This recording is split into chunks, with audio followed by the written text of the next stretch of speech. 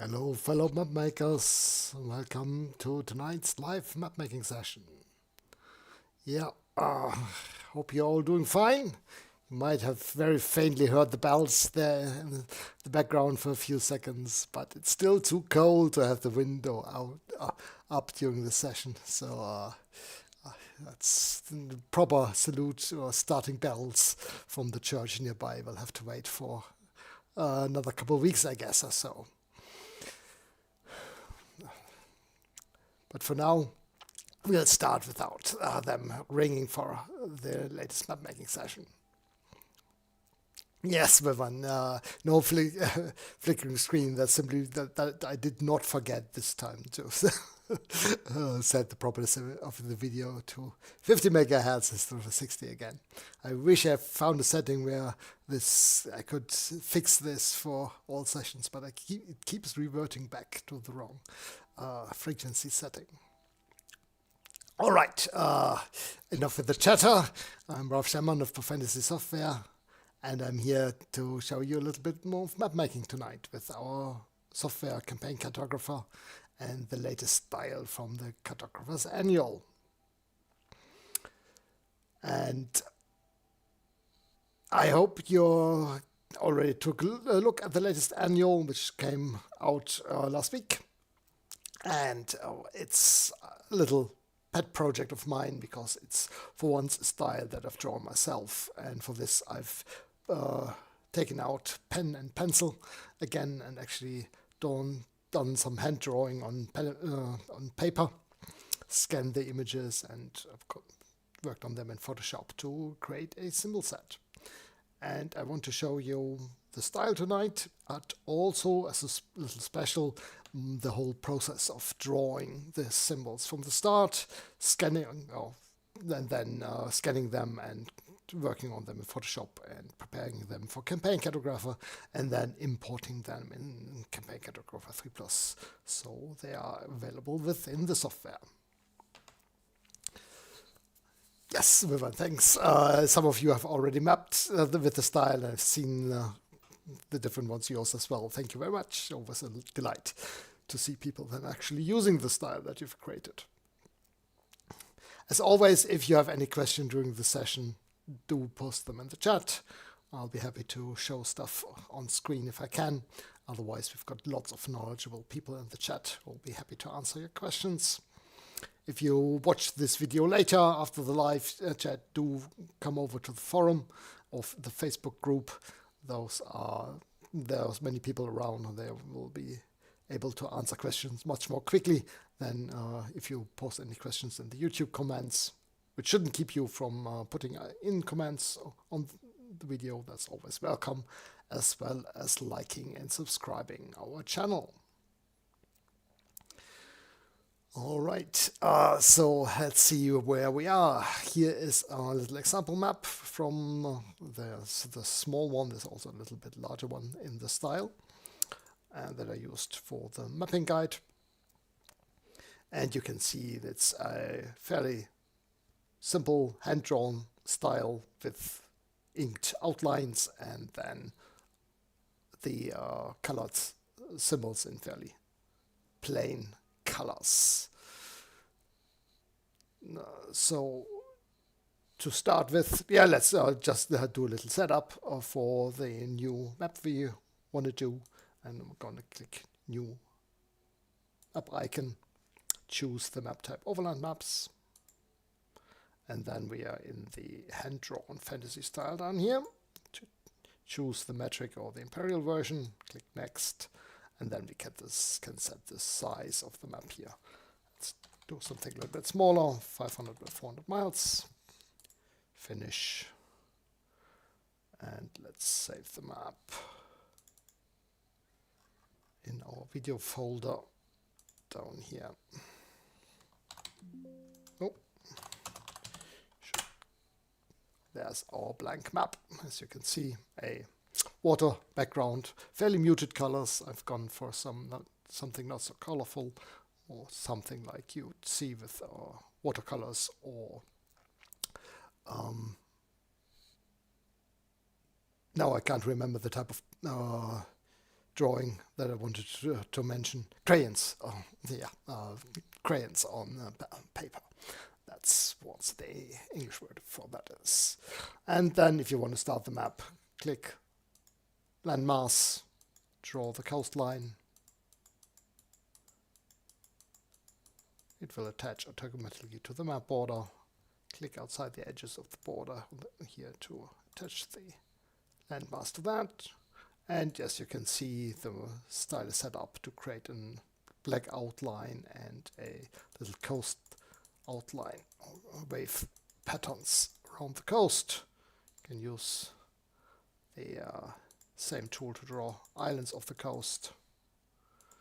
And then you can also go in and choose, actually, so on the sea cutout drawing tool to draw lakes or inland seas like this. And if you refresh, you'll see the usual cut in the landmass.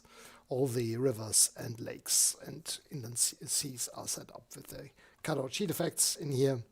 Makes it usually easiest to draw.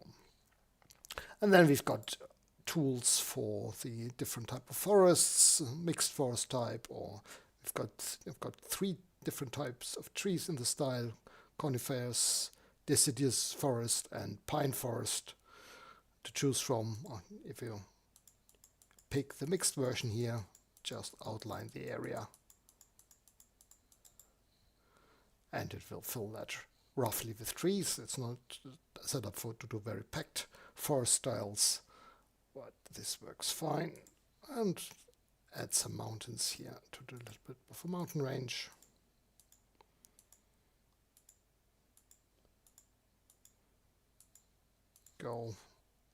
Let's do a couple rivers to connect this lake here to the sea. And there you can see the cutout effect. Put in a bit of terrain background for the mountains. I'm just doing a little section here because I want to get to the part of creating the symbols. So just a little introduction to the style before I get to the special parts. Refresh. See, we've got the outline softened and with an edge fade effect.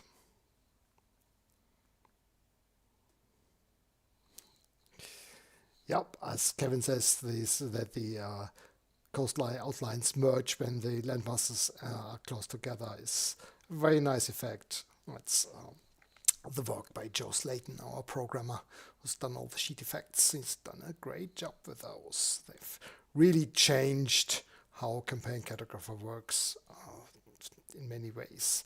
The sheet effects that they introduced with CC3. And some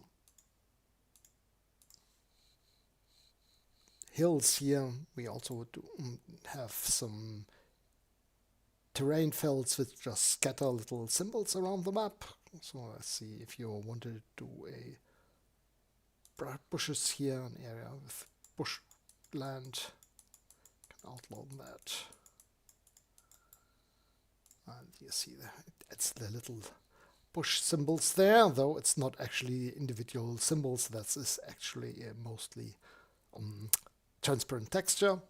But you can also take the symbols themselves here from the vegetation catalog and add those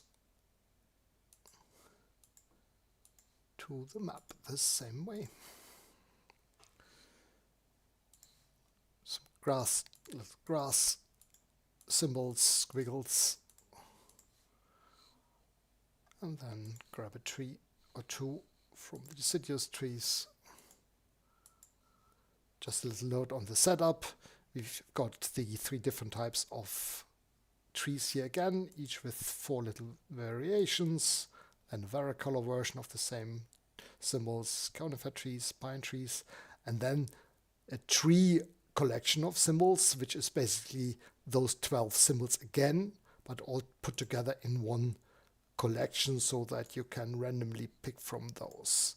See, if you pick this group, it will randomly pick from the 4 deciduous tree symbols. If you pick the conifer group, it will be one of the 4 conifer trees. Same for the pine trees. And then if you just click the tree collection, it will go through all different 12 ones, pines, conifers, and trees. And see if you then go and then start placing these here, it will grab a random one from the whole selection of trees. Otherwise, if you go pick the conifer trees here, it will only randomly pick from those 4. And then the structure symbols. I'll probably put the most work in personally. Castle, grab a town, and if you scroll down, you'll also find the matching symbols for the road, the matching drawing tools for the type of symbols. So here the road tool, to add that to the map. Bridges, bridge up here, and sort the symbols. And this, as you can see, a very simple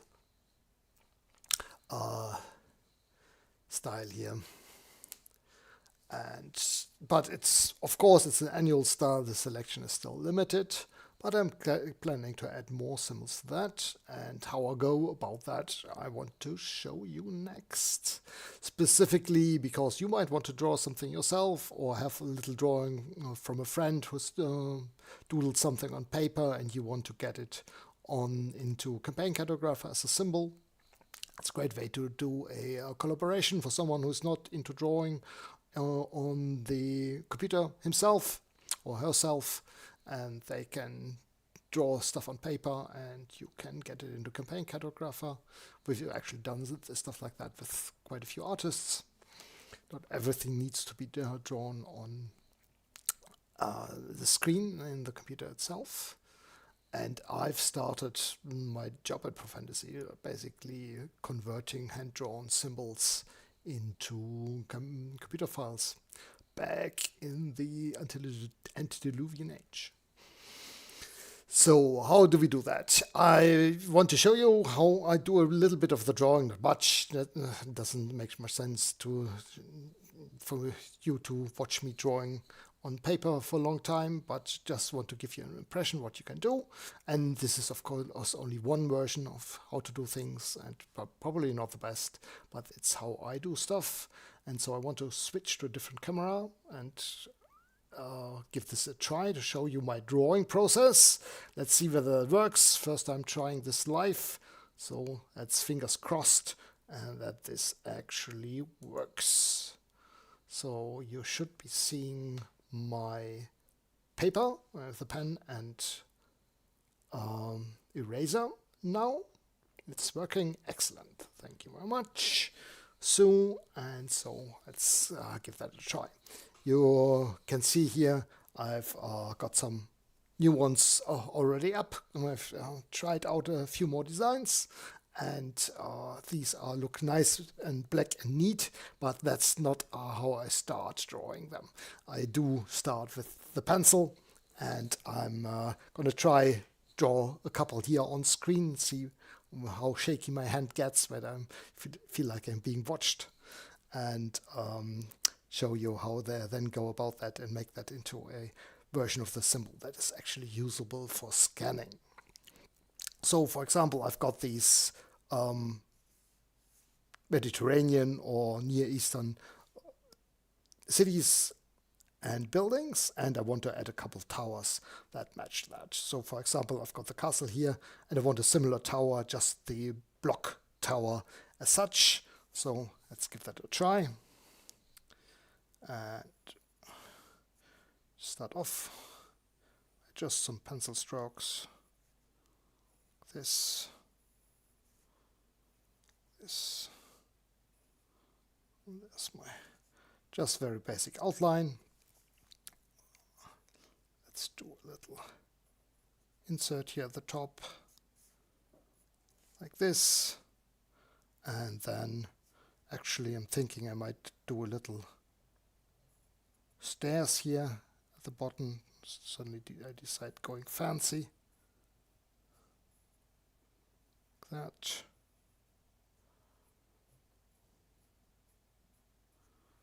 See, this is pretty messy. If I do stuff wrong, I can go in and erase stuff. But the eraser is mostly for doing something later. And just a few windows there at the top. And that's already pretty much enough for me. Doesn't look very neat, but we'll get to that in a second. I do want to do a second tower, something more slender and round. So let's start off with the round tower base. Then something here and a smaller section on top. Then a little tower top. So I get something like the one up here, just a little bit larger. And then I'll add a little door. And a few windows, and that's already pretty much enough. So I've got these, but if I scan these, I get lots of my little mistakes and errors in there, and not very nice to have on screen. Hard if I wanted to then edit that on in Photoshop or anything, it would be a mess. So we do need our nice, neat or fairly neat black outlines. And for that I do have my pens. Ink pens, basically. I did start off originally with a very simple one, for just a cheap one from the supermarket, and in just one thickness, which worked fine, but I then wanted to get a little bit more fancy and got myself a set of better ones with varying tip sizes.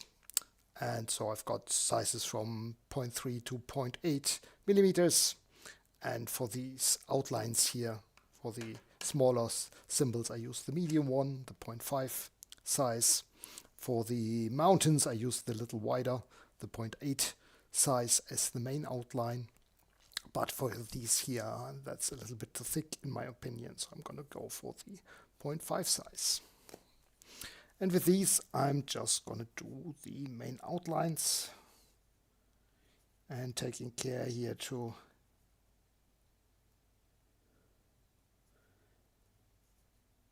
clean up this already a little bit, not do all the messy parts I've done. Just trying to do the longer lines in one stroke so it doesn't get too... But I do make mistakes like the little one here, but that's fine. That's the main outline for this tower. And we're going to go for this tower here.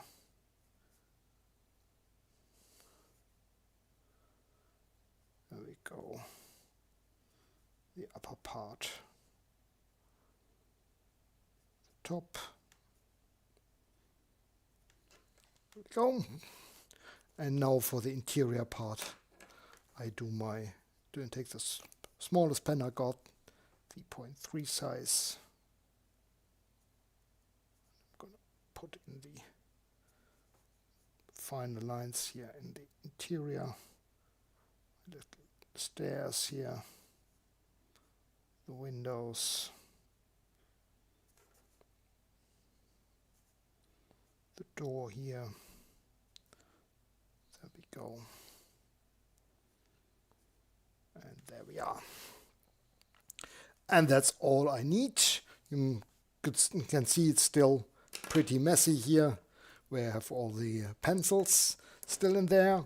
And that's now where my eraser comes in. Thinking what you should do is to let the ink dry for a while, otherwise you might smear it with the eraser. So I'm thinking I might actually leave that as this, because if it's too early, I can always redo this. I just give it a quick try here, and you see the ink, the paper has already pretty much soaked up the ink, and it doesn't smear. And I'm just going in there and remove all the pencil underneath the ink. Another method that you can use, which might actually be better, is to use a transparent paper and put that on top of the normal paper and then draw the inks on top of that. But this method works fine for me, and I'm fine with that. I don't have any transparent paper anyway, so I would need to get that. If I see now that I want to do a little extra or something, for example, I thought I might put in just like a few little strokes to show brickwork on that tower, and perhaps do a little bit of a thing on that. And now I'm good with my towers. And from here I take this to my scanner. I've got a combined printer scanner thing where I can then put that in. That is a bit boring to show you. Actually, I would have to walk around with the camera. So we're not going to do that, but instead I'm going to go to Photoshop now with the already scanned part of these sketches.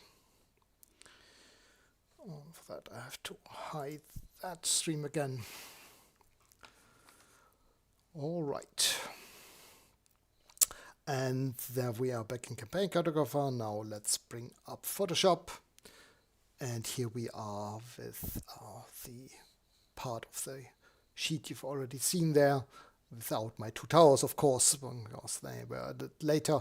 But here I can now go in and work on my sketches. You can see it's already pretty good. There's not much in the way of pencil or anything you see here on these. Obviously it's not totally clean, but it's not supposed to. It is a hand-drawn thing after all.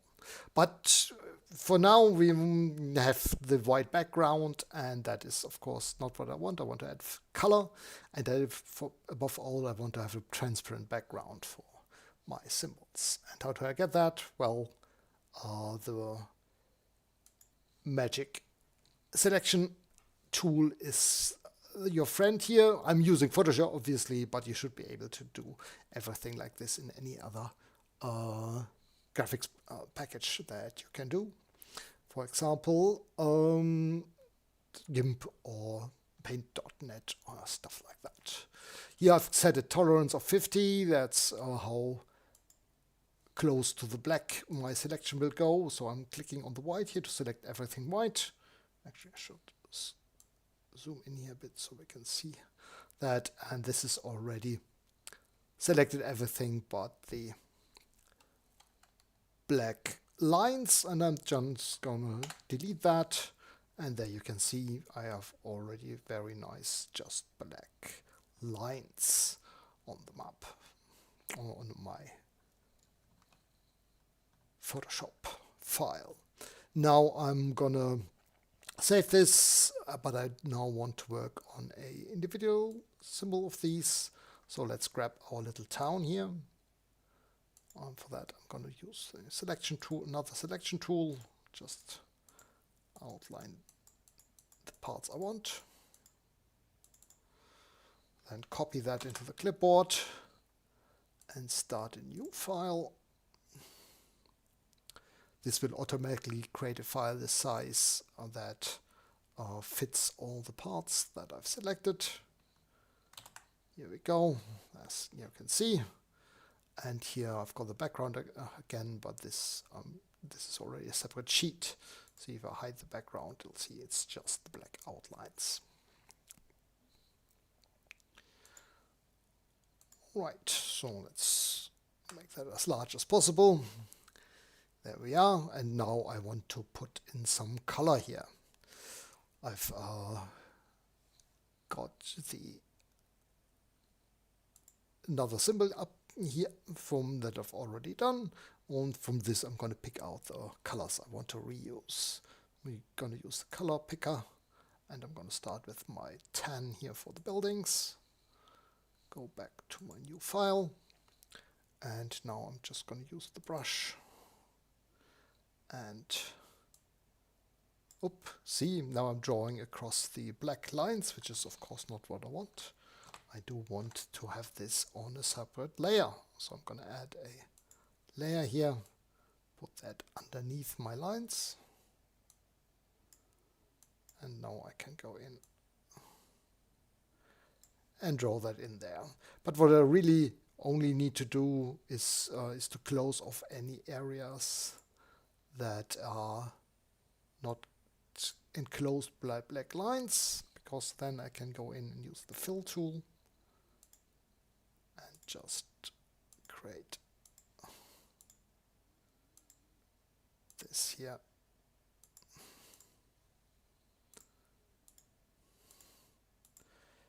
This might not totally everywhere create a filled area. You can see that we've got little lighter sections around the blacks. That's because it's not hard cut out, because there is, due to the scan, a certain soft overlap between the black lines and the white. But because I'm using a hand-drawn style anyway, I really don't care much about that. It's going to be looking fine on the map.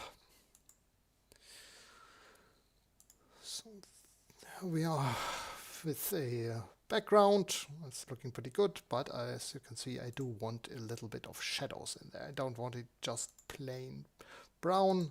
Oops, here we are. I do need the shadow color. And I'm gonna add that. Oh, actually, again, I recommend creating a new layer on Photoshop for each of the colors. That's gonna make it much easier to correct things and add additional stuff. And also you'll see it's gonna be useful for our campaign cartographer conversion later. As you can see, I've already drawn a little bit across here. I could just leave it because it's hand-drawn style, but I can also just go in with the eraser and just erase that because I'm on a separate sheet.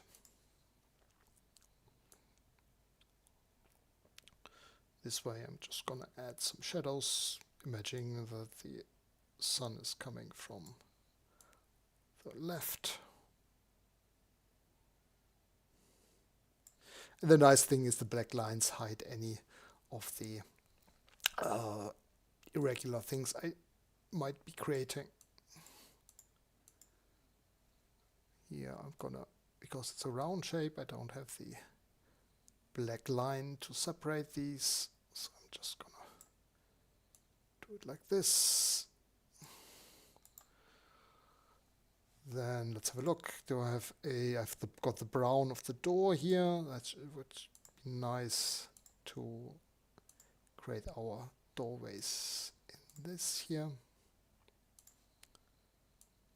It's always good to be reusing your colors. That gives the whole thing a unified look. Don't make every color unique in the symbols. Do reuse the same colors from one symbol for the next. That will make it look better overall. But there's something new. I do have the domes. I don't have a color in the city that I want to use for the domes. I don't want to use this reddish brown that I've used in here. So what I'm going to use, take a look instead. I'm going to look for some golden colors. So let's have a look. Click on this here. Go for something more yellowish, not too greenish yellow, but keep to the red. That sounds about pretty good. Looks pretty good here. Let's grab this color. There's, of course, you could be more precise and go into color matching swatches of colors, and so you've got nice artistic color gradations and things. I'm going more by feeling and eye here, so that's some proper artists would probably think me mad, but I'm fine using this. So okay, but now I also need a little bit of shadow on the dome, and for that I'm gonna go in and just reduce the brightness of my color here. So I'm keeping the same set hue of the color, just reduce the brightness in Photoshop. And then I'm just gonna roughly by hand put a little bit of shadow on the dome. Same on this one here. There we are. And I'm thinking I probably want some shadow on this roof here now as well, because the dome will be casting a shadow. So I'm going to go back to my wall shadow color.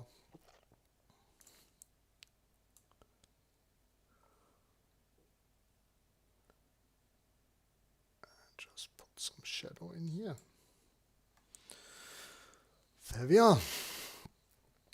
And now I've already made the mistakes. I should have put the yellow on a different layer. That would have made it a little bit easier, but it's going to be fine.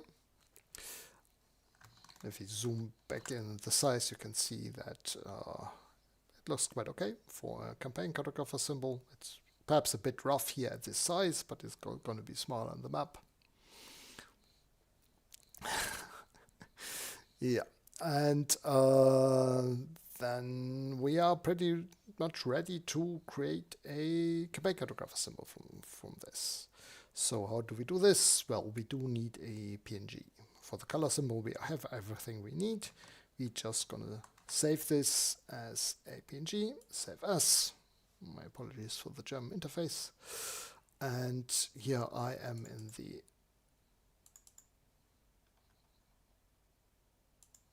I'm just going to put in a new sheet here, a new folder, and set the file type to PNG. And I'm going to call that Oriental Town. There we go. That's the plain color symbol. Now I want something. I want the varicolor version, and basically we have two options for the varicolor version. I think we can only make one set of colors the varicolor version. We can either do the walls, the tents, or the roofs here, the golden ones, the golden domes. And I think it makes more sense to use the domes here. We could of course also use the doors, the brown ones, but who needs a variation there? It's hardly be visible on the map anyway. So I want the yellows to be varicolor. How do I do that? Well, first off, I need to take the color out of the yellows themselves.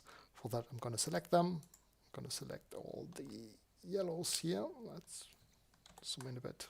Seems to be fine. Oh, actually, I am. Yeah, no, looks good. And then I'm gonna use reduce remove all the color for that. And this is the black and white option in Photoshop. You can see that here.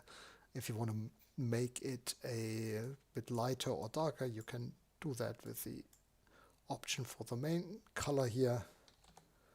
This looks about right. Medium gray. And this is the first symbol you need for the varicolor. And I'm going to save this as PNG again. And we're going to use the same Oriental Town name, and then we call it vari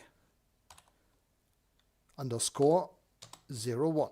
That's the first varicolor file. And now we need to define the area that actually is varicolor. For that, we're going to remove all colors but the grays, or the solids we have but the grays in there. Here we go. So, and then we also need to remove the black outlines, and for that we are gonna select them first, select everything but the black outlines, then invert the selection and remove all those areas from the solid colors we still have in there. these. That's because otherwise the black outlines will be tinted in the varicolour color you select for the symbol if you leave that in. If you make sure that all the areas where the plain black is are removed, you won't have any bleed from the varicolour into those sections. And then we need to make this semi-transparent, 50% transparency. And make sure you don't crop this or anything. It needs to be exactly the same size as the first varicolour file. Otherwise you'll get wrong overlaps. And we're going to save it under the same name, except for 02 at the end and not 01.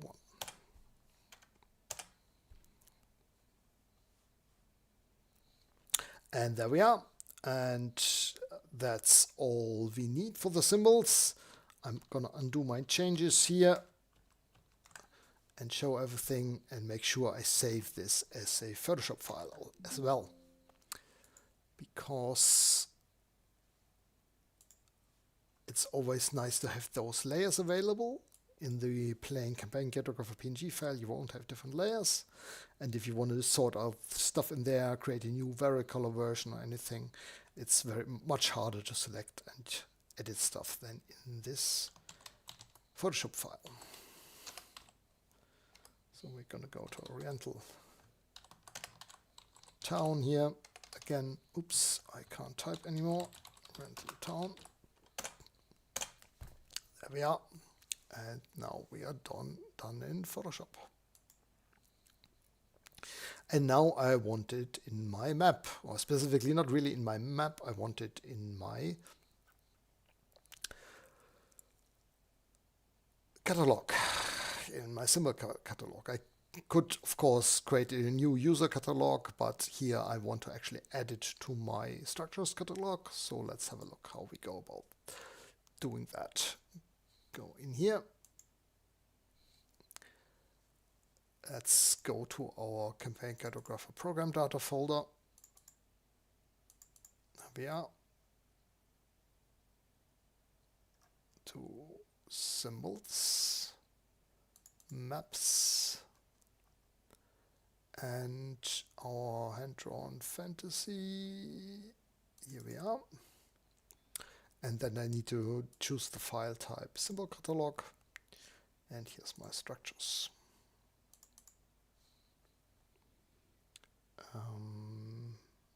No. Yes, I actually want to save my changes there. And here we are. You can see it's empty green file but with all the symbols here in the catalog window listed. Actually, I need to. That's the version within the file. All right, so how do we get the new symbol in here? Let's have a quick look. First off, I need to... No, actually, I'm gonna do that. I'm gonna just go to import PNGs. And here I can set from where I import the symbol.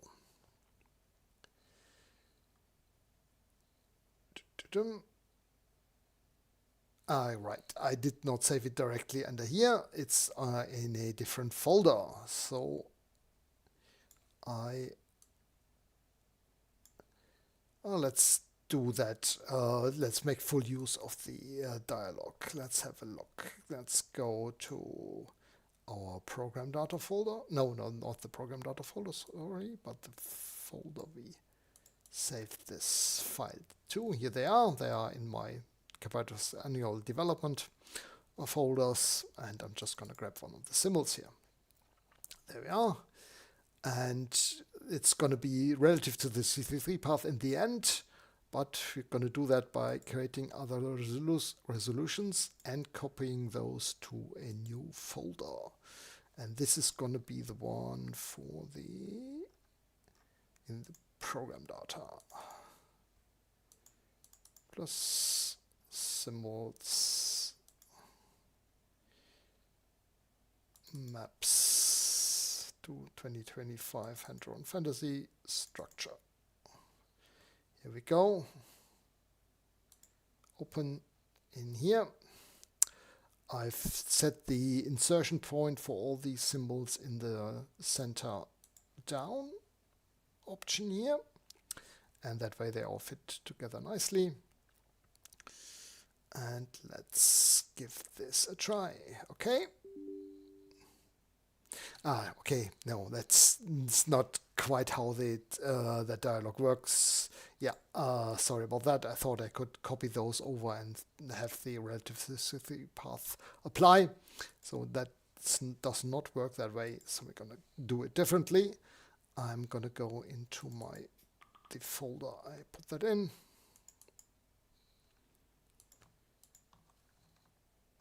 Here we go. And then we're gonna go to the program data. It's probably easiest if I create a new or open a new Explorer window for that. So no, that's not the one.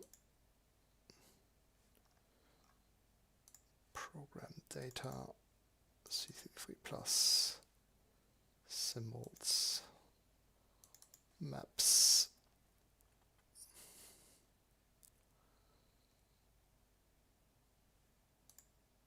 And Drawn Fantasy. And I'm actually, to make it a little bit easier here, I'm going to create a new folder, Structures 2.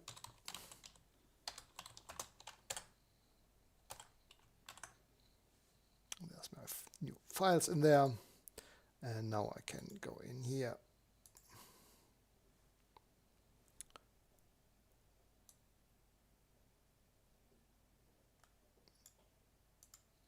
And load the proper folder. Symbols, maps, and Drawn Fantasy Structure 2. Here we go. Yeah, I've Sue just reminds me I want to should look up the resolution I've been using, and I can't remember off the top of my head which resolution I use for the symbols actually. I'm gonna just leave it at the 40 here and adjust that later. I'm gonna show you how. So I'm just gonna have a look and insert the two symbols like that, and there we've processed 3 PNG files, 2 symbols were created. Sounds right. If I look in my list here, now the Oriental Town is here listed at the end. And we can go now in the symbol manager. What I'm going to do is I'm going to rename them. I'm going to put the CC21 in front. So just they're the same as the others. And the VC for Varicolor at the end. And this is, I'm just going to call 21. I'm going to move these up.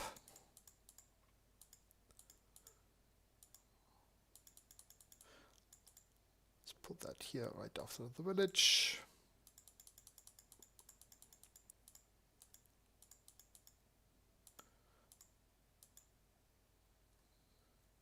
There we are.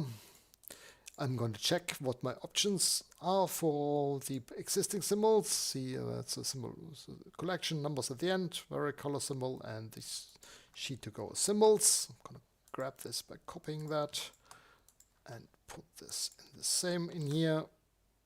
Also make it a collection, though it's not going to work on these ones because they don't have a numbering at the end, but just in case I end different Oriental towns later. And for this one, I'm also going to set the option that it is a Varicolor symbol. Here we go.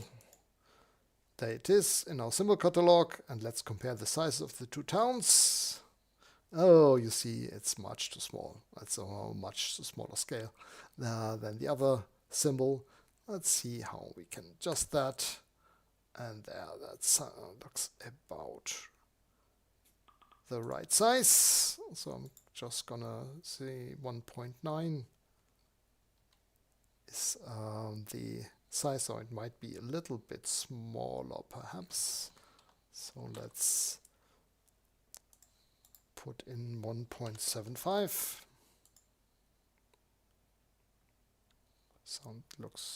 That looks pretty good in comparison.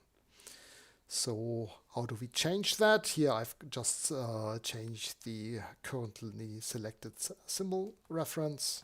So what I'm going to do is I'm gonna first off I'm gonna remove all the extra sheets I have in here, and then I'm gonna go symbols, SymDevs to sheets, and then I can just show just the town and the Oriental town symbols. And then I'm gonna do non-visual scale. Just make sure that I've got all the symbols selected there. 3 instances selected. Do it. And okay, so the factor was 1.75. Scale center is 0, 0. Okay, did I have that wrong? Perhaps I had different symbol scale selected before that. Let's just do this again here. Non-visual scale, but not this one. Do it 3.5. That looks better. I might have already selected, had the different scale for the other symbol when I placed it previously. And then I'm just going to go symbols, sheets to SymDevs. And now let's have a look whether it has worked. Set to normal. 1 and 1. And there's my new symbol at the correct scale. I can remember that the scale was 3.5 and do the rescaling appropriately for more symbols that I import. And now I'm going to save the structures catalog and go back in my map.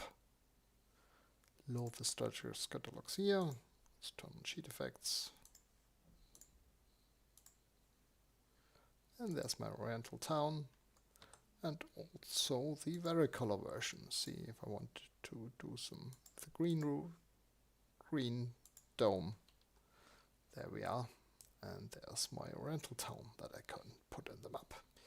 Easy. Obviously this takes a moment, but what you normally do, you do several symbols in a go, and then the process becomes pretty easy.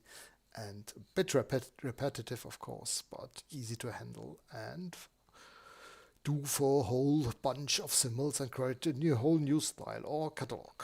So that's how you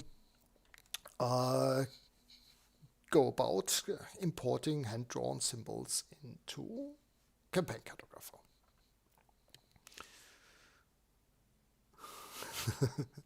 Okay, Sue asked whether I'll be doing a part 2 with the style later this year. Yes, I'm planning on doing that. Doing a second to expand this and give more options, and then see how it goes from there.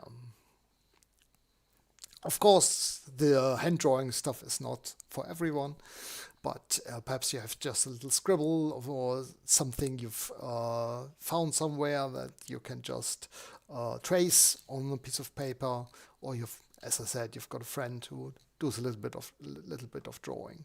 Then the part of importing the stuff into Campaign Cartographer should still be useful for you. And from here, I'm gonna continue doing my style. See, I've got some hill symbols here to add. As you can see, I've only started with a small section of the whole map. So let's say I wanted to do a bit of a volcanic section of the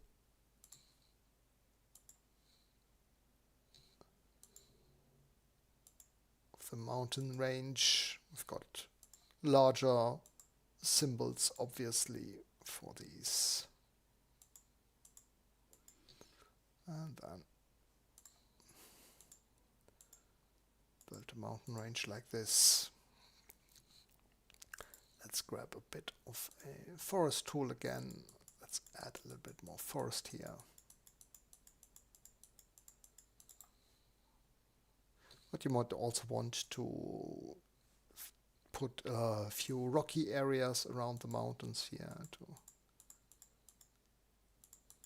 And the nice thing is the alignment of the symbols is such that you can all just scatter them across over top of each other and then sort them to get them in the correct sort of arrangement. Even if you put a town in here into the trees, because here in this style the trees are on the same sheet as other symbols, that should still, let's see whether I'm not lying, sort them all and zoom in, and you can see that the little village fits in quite nicely with the tree symbols. Also got a few things here where you can connect things. You can, I've got this chasm symbol that can actually be a bit larger by putting sections together. See, this fits on top of this, and then you can connect this together. Obviously, you could use a little variation there to make that nicer, but we could have a look whether we can actually mirror this second part. Let's have a quick look whether that works. We do need to scale it up a little bit. Well, that works nicely.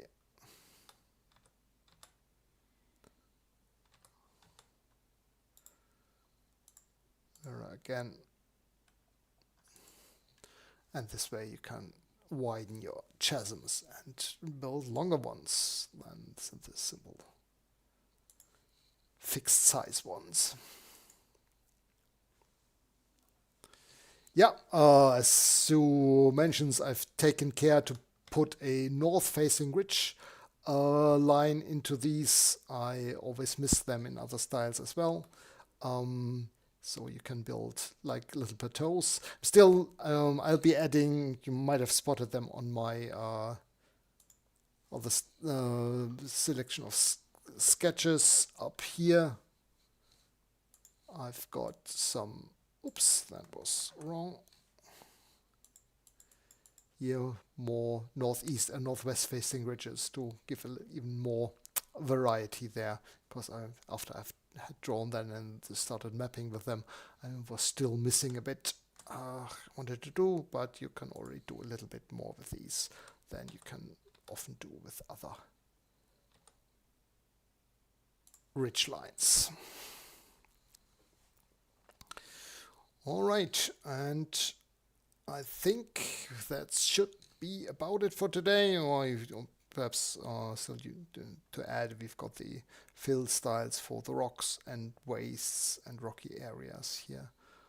Also as drawing tools, you can add these, like with the bush fills I mentioned earlier, quick and easy to do. This is not individual symbols though, so these won't overlap correctly, but they are small enough that it should normally not be an issue.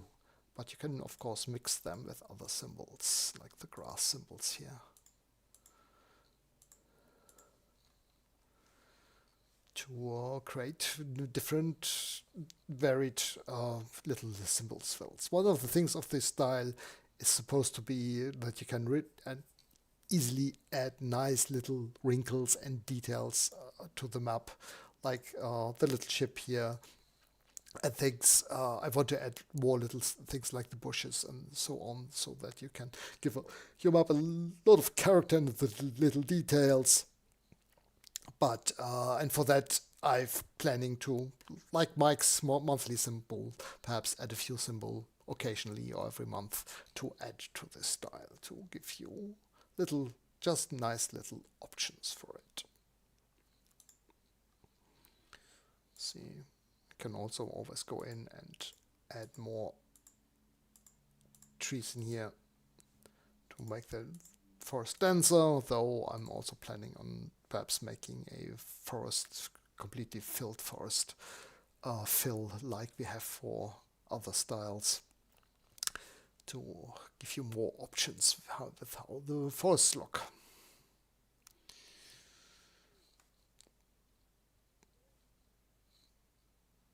And I think that's about everything I wanted to cover. Again, if you for the rivers, if you want to add a little bit of varying width, you can always do this by going from either the narrows to the wider parts, or the other way around. Medium, and for the next section, F5 is an endpoint. And then the large river at the end.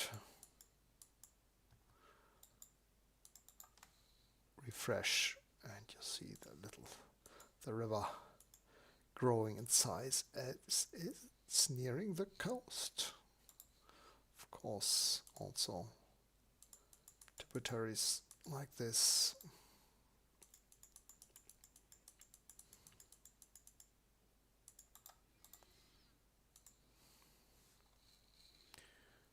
And then a little bit of swamp here. As always, the problem with the cutout version of the rivers is that I can't just draw the forest drawing tool across it without doing more stuff there and adding cutout effects on the swamp terrain. And the next expansion of the style, I certainly want to add a more detailed or a specific swamp fill. For now, you can just scatter bushes and grasses around that to give that a little bit of texture. Alright, and thanks for watching today, following along. I hope you learned a little bit about importing symbols into Campaign Cartographer. Perhaps are even inspired to do a little bit of drawing and symbol work yourself. And see you again next week, before I go off for a couple weeks on vacation, and I'll see whether I can get Remy to fill in there. But we should have another video next week. All right, thank you very much. As always, stay safe, keep up the mapping, and do subscribe to the channel, like the video, comment on it if you like. And see you again.